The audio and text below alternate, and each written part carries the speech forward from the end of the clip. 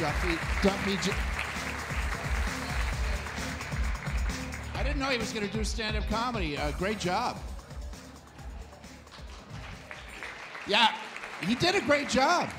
I guess I'm supposed to talk about media now. My name is Will Durst. I'm a political comic, which of course means sometimes there's nothing going on and I'm screwed. But not now. And I have a lot of people to thank. Well, just living in San Francisco helps me out so much. I love San Francisco, and I'll tell you why. Because you think of the planet, and everybody on the planet wants to live in America. You think of America, everybody in America wants to live in California. You think of California, everybody wants to live in San Francisco, and people in San Francisco want to be here because you have sun. So everybody wants to be here. I live in the Sunset District where you can never see the damn sunset because of the fog. They might as well call it the Unicorn District. But it's great being here in the Valley. I wrote a little thing here. I got the top 10 things that people don't know about Silicon Valley. Number 10, all can openers have alphanumeric passwords. Number 9, the best place in the world to shop for a mechanical pencil. Number 8, first graders learn that the sky is blue through the atmosphere absorption theory. Number 7, the best part of a science fiction movie is keeping track of all the technical inaccuracies. Number 6, MacGyver is still a god. Number 5, the birthplace of the white shirt, short sleeve dress shirt. Number 4, where the salespeople at Best Buy ask the customers for help.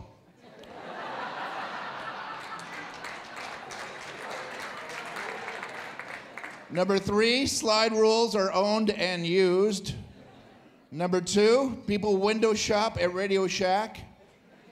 And the number 1 thing that most people don't know about the Silicon Valley, Dilbert is a documentary.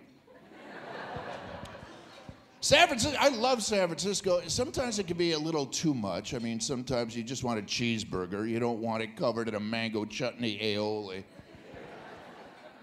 That's a lovely roasted sun-dried tomato basil reduction. In the Midwest, we call it ketchup.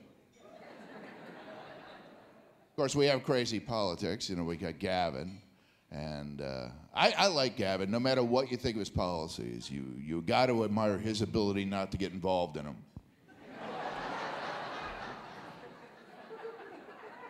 You know, when he dropped out of the race, he flew off to Hawaii, didn't tell anybody where he was, and he wanted to get out of town so bad, he flew coach. I guess I thought that was much funnier than you did. Of course, Jerry Brown just got good news. He got a clean bill of health from his paleontologist, so. I do have to say, nationally, I miss George W. Bush. I know he sucked for the country, the hemisphere, the planet, the solar system, the universe, but for political comedy, for 8 wonderful years, he was like a father to me. I was just one little cog in his No Comic Left Behind program. And people either loved him or hated him. There was no in between. The people who hated him with a fire that was fueled from below. And the people who loved him still love him. And they will countenance no argument. Doesn't matter what you try to use. Logic, reason, math, science, physics, gravity, history. I like George Bush because he's like me. Well, there's no argument for that. He looks like a guy you could have a beer with. Yeah, but we had to take away the car keys. And McCain looked like a guy you could have a Metamucil with. And maybe with Barack, we could all share a 40. I'm kidding. Barack doesn't drink. Muslims don't drink. I'm kidding. He's not a Muslim. Communists don't believe in God. I'm kidding. He's not a communist. He's a Democrat. Yeah, the Democrats were so excited about getting 60 votes in the Senate, but they're Democrats, you know. Getting them to agree on anything is like trying to glue Jell-O to a sponge. That's why they're so intent to passing that stem cell bill. They're depending on that research to generate a spine. Whoa, wrong crowd, okay. It's hard to tell jokes about Barack. Tell jokes about him. Hell, I can't even see him. The halo is still too bright. But I'll be honest, man, I am so proud of this country. I never thought we'd be able to cast aside our prejudices and actually vote for a Harvard Law graduate. Did you ever think that Bush would do so bad that America would turn to a black guy named Hussein? I think the NAACP should erect a statue to Bush, without whom none of this would have been possible.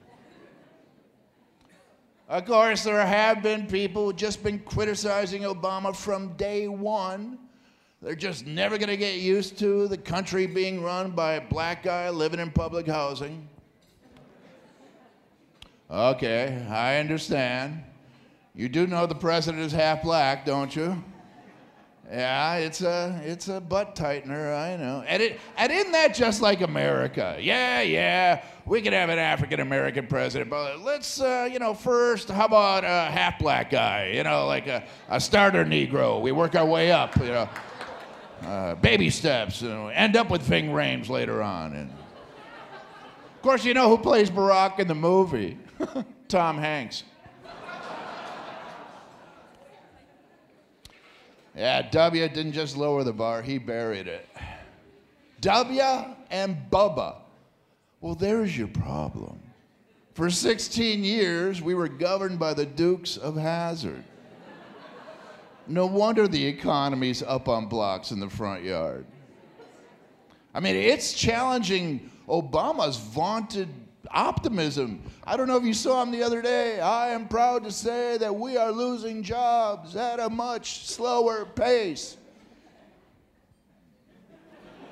Yay, I think. My wife and I are doing our part. We're downsizing. We went from a $750,000 house to a $400,000 house and didn't even have to move.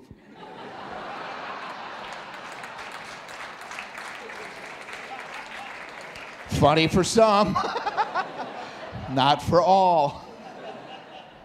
Yeah, when everybody in America knows the name of the Secretary of the Treasury, that's not good. And we've known, too, Henry Paulson, who a year ago, he was the guy who said, we need the bailout money now or all hell's going to break loose. All right, here you go. 3 months later, what happened? No, what you do with the money? We have no idea. For all we know, he went straight to Vegas. $785 billion on red. The new Secretary of the Treasury, Timothy Geithner, he's in charge of the IRS and he forgot to pay his taxes. Yeah, me too. No, I paid my tax. I had this moment where I wasn't going to make the check out to the IRS. I wanted to make it straight out to AIG's catering department. Figure that way we eliminate the middleman. They're not here, are they? I've done that before. Guys staring darts at me. What, you like that, Joe? No. The best line, I think the best line was from a New York stockbroker said, this meltdown is worse than a divorce. Really? Yeah, I'm worth half what I was, and I'm still married. Again, funny for some. Not for all. There have been some changes. It is so nice to have a president who, when he speaks with a foreign leader at a joint press conference, the other guy isn't more eloquent in English as a second language. Some stuff is the same as we saw yesterday, Afghanistan, Guantanamo. So yes, we can keep things relatively the same. It's DC. It's the culture. First time I heard about cash for clunkers, I thought they were raising the per diem for the Senate. Either that or it was a recurring entry in a lobbyist expense report. But some stuff is the same and different. You know, they say that Obama might be a tad arrogant, but at least he's smart. Because we tried arrogant and stupid, and that didn't work. He may not be stupid, but he might be crazy, trying to do health care. You know, and people are upset. You saw the health care riots. Government is bad. Get government out of my life. And those bumps in the freeways between lanes, I don't like those either. I saw a guy had a sign that said, "Stop socializing America and hands off my Medicare." Dude, at least use two different signs. You can understand why they're so upset about health care reform. They've obviously been grievously failed by the public education system. I love that line, and it just doesn't work. I don't know. Yeah, it's my fault. I'm not keeping it. You know, and the partisan divide. 20% of America is far, far left. 20% is far, far right. The rest of us are in the middle. Yet you never hear of us because our media slogan is not that provocative. We fervently believe this issue deserves more study. So you have to choose who your spokesperson is. You get Ann Coulter on one side, who's a little to the right of Pol Pot. And then you got Sheryl Crow on the other, who's a wonderful singer, but is an activist. She wants everybody in America restricted to 1 square of toilet paper per bathroom visit. All right, lady, but you're doing my laundry. And I feel the same way about the NRA and PETA. They have legitimate concerns, and then they fly off the rails. National Rifle Association, pump it out press releases. Assault weapons can be used as legitimate hunting rifles. Okay, I can follow your line of reasoning. After all, I can also use a chainsaw to cut butter. If you think about it, a hand grenade will signal the end of recess. But then you got PETA, the people for the ethical treatment of animals. They're dressing up in giant fish costumes, going to elementary schools, terrorizing the kids. Don't eat fish. Fish have feelings too. What feelings do fish have? Wet, cold, ow, that's it. For crumb's sake, people, fish eat fish. Don't save the fish, be the fish. They have a new campaign out.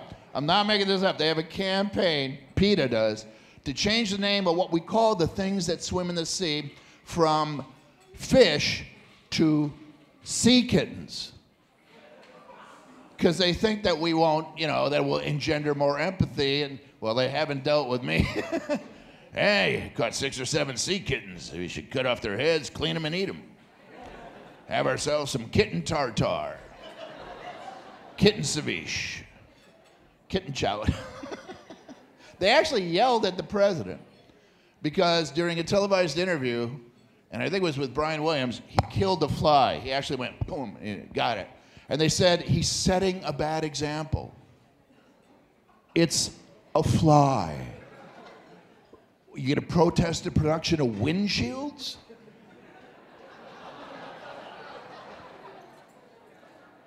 I think one of the problems with healthcare is we have no consensus. You have members of Congress saying that, oh, it has provisions to kill the elderly. That's going to tend to flip people out, especially the elderly, or the new elderly, or the soon-to-be elderly.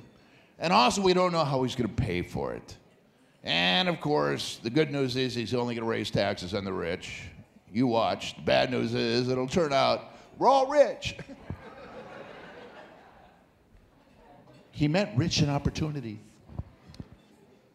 And of course, they always fall back. The default position is to tax sinners, sin taxes. And you all know what I'm talking about. Liquor and cigarettes and fast food and soft drinks. And I must protest. I must be a sinner advocate because that's me. I smoke and I drink and I eat red meat, and I know I'm a bad, bad man. But I also don't think it's good policy, because you think about it, Us sinners, we kick off early. We hardly manage to crawl into our 60s. Every time I eat, I can hear my arteries harden. That's what the government should want. It's those damn sprout heads that linger. They're the ones sucking up all our Social Security and Medicare money. That's where I propose, instead of sin taxes, the other way around. Saint taxes. Holistic tariffs. Longevity levies. You want to live forever? Pay for it. From now on, every piece of fresh fruit requires a prescription. Joggers have to pay tolls. French fries and cigarettes are handed out like government cheese. Every 6 months, you got to renew your seatbelt license. Asparagus and sunblock are illegal, and the only way to score tofu is from waitresses in jazz clubs. Of course, Tiger, Duffy brought up Tiger, which is a wonderful thing. I bet you Ellen, which is his wife's name, I bet you she gets an endorsement deal. Who wouldn't want to buy the clubs that beat Tiger Woods?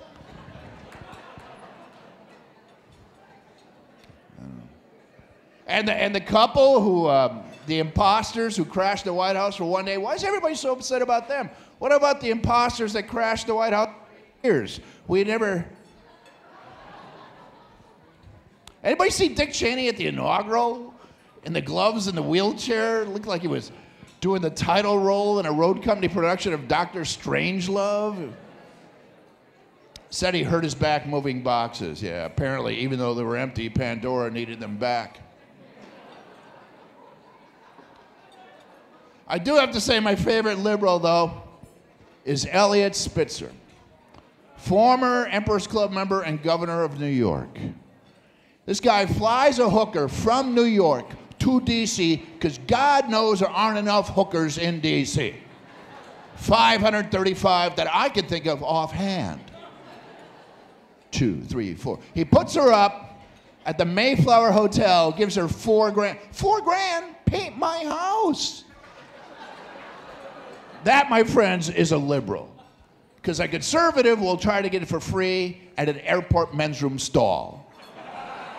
Demonstrating fiscal responsibility. Congratulations, you guys. Have a great evening. You've been a wonderful crowd.